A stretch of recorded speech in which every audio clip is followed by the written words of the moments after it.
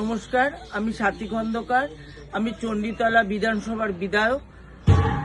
আজকে আপনাদের কাছে আমি একটাই কথা বলতে এসেছি যে আমার নামটা কেটে বাদ দেওয়া হয়েছে। আমাকে হিয়ারিংয়ে ডাকা হয়েছিল। আমার নামটা কেটে বাদ উনি দিয়ে দিতে, কিন্তু আজকে রেখেছে আদালতে কোনো ম্যাজিস্ট্রেটের কাছে যে আমার নামটা রেখে দিয়েছে।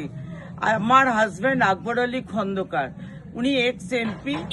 আমার বাবা বৈদ্যবাটি পৌরসভার চেয়ারম্যান ছিলেন। আমরা এখানেই সারা জীবন বাস করেছি, আমাদের পূর্বপুরুষ এখানে বাস করেছে। তা নির্বাচন কমিশন কি বিজেপি নেতৃত্ব কি মনে করছে যে আমরা বাংলাদেশ থেকে এসেছি?